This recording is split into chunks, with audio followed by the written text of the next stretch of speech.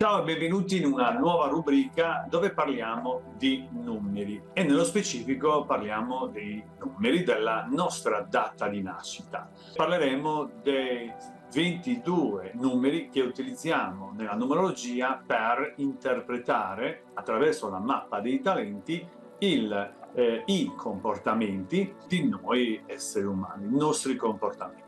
Ecco, questi numeri saranno solo 22 perché i numeri superiori a 22 verranno poi sommati e riportati appunto su base 22. Questa numerologia infatti si basa su 22 numeri che corrispondono ai 22 arcani maggiori dei tarocchi e alle 22 lettere ebraiche. Ok, allora prima di cominciare ti chiedo, se non l'hai ancora fatto, di iscriverti. Giù in basso sotto questo video trovi infatti la scritta iscriviti con una campanella e lì puoi attivare tutte le notifiche, così sarai sempre aggiornato ogni qualvolta io pubblicherò un video.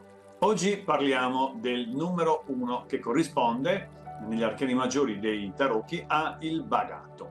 L'1 è dunque l'inizio, il primo numero, dunque rappresenta l'inizio. È proprio l'inizio ciò che rappresenta il conflitto maggiore. La sua difficoltà infatti è quella di incominciare a fare qualcosa. L'uno lo possiamo vedere come un bambino che è appena nato, dunque un bambino che è indispettito perché è appena uscito dall'utero della mamma e dunque questo lo porta ad avere sia dei comportamenti che sono la conseguenza di questo disagio, sia delle difficoltà che vedremo più avanti. Dunque abbiamo detto che l'uno è come un bambino e come tutti i bambini ha quell'aspetto infantile e dunque che rappresenta da una parte il desiderio di giocare e anche il desiderio, anzi è anche il fastidio di doversi assumere o di dover assumere delle responsabilità.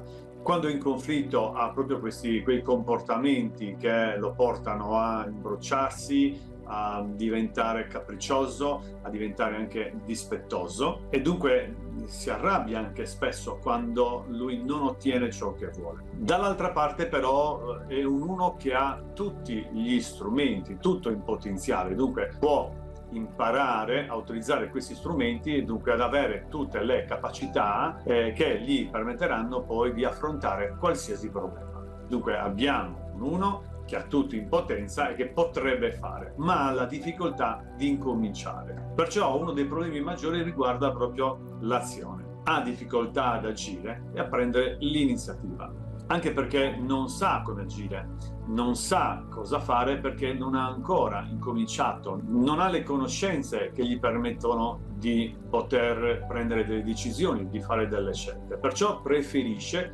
non agire e rimandare. Il rimandare è un altro aspetto dell'uno, infatti molte persone che hanno l'uno in una posizione importante della mappa, parlo della mappa dei talenti, è la procrastinazione, cioè rimandare sempre a un secondo momento ciò che deve fare. Questo non incominciare gli impedisce anche di far cosa? Di assumersi delle responsabilità e il non assumersi delle responsabilità lo porta a cercare di allontanare, di rimandare, di trovare anche delle giustificazioni, delle scuse per evitare appunto di assumersi queste responsabilità.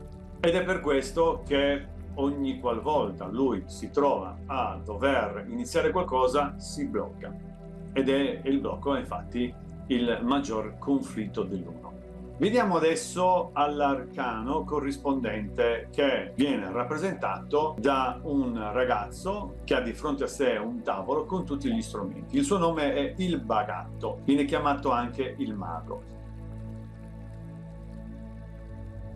Ecco, quegli strumenti che vediamo sul tavolo rappresentano appunto tutte le risorse di cui lui necessita per fare qualsiasi cosa ed è per questo che diciamo che ha tutto in potenza, cioè ha tutto quello che gli serve.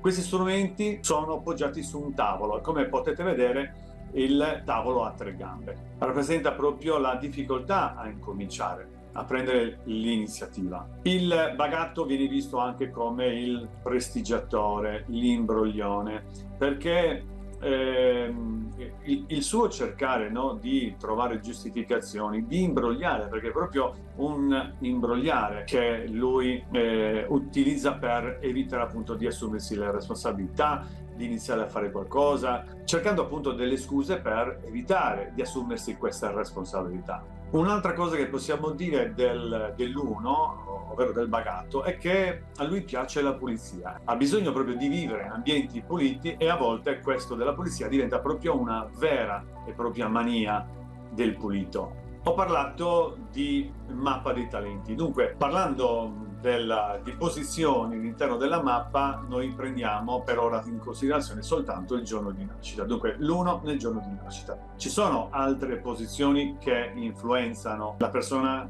che ha un 1 all'interno della mappa, ma in questo momento, anzi in questi video, ci limitiamo a descrivere l'1 per quanto riguarda soltanto il giorno di nascita. Vediamo adesso quali sono le parole chiave che appartengono all'1, ovvero al bagatto. Dunque abbiamo l'astuzia, l'abilità, perché lui comunque ha abilità, anche se ha difficoltà naturalmente a mostrare questa sua abilità, però ha l'abilità, ha tutto in potenza. La giovinezza, perché è un bambino, rimane comunque, come ho detto prima, l'eterno Peter Pan, così come i suoi comportamenti hanno a che fare con il bambino. Potenzialità, la malizia, l'attesa, la loquacità, anche se possiamo incontrare in un bagatto, in conflitto, problemi legati alla balbuzia. È l'inizio, dunque la nuova impresa, nuovi studi, nuovo lavoro, l'inizio di una nuova relazione. È un ragazzo o una ragazza che rimane mascolina. È il principiante, il bisogno di aiuto, l'arte di convincere, è talentuoso, ha tutti gli strumenti e le abilità per agire, ha bisogno di una guida, è l'esitazione, è l'iniziato, è il mago, il prestigiatore, il giocatore, è la furbizia, è la giustificazione, è la scusa, l'imbroglione e il truffatore. Ecco, queste sono alcune delle parole chiave che riguardano il bagatto e perciò l'1. Ecco, questi erano appunto le parole chiave, dunque le caratteristiche che possiamo ritrovare nell'1. Naturalmente sono anche delle metafore, dunque bisogna anche capire che cosa rappresentano e come chi ha l'1 fa qualcosa che appunto riporta queste parole chiave. E con l'1 ho finito. Ci vediamo al prossimo video dove parlerò del numero 2, ovvero la papessa. Se non l'hai ancora fatto, ti ricordo di iscriverti e di abilitare le notifiche così da ricevere l'avviso ogni qualvolta io pubblicherò un video. Ci vediamo al prossimo video. Ciao!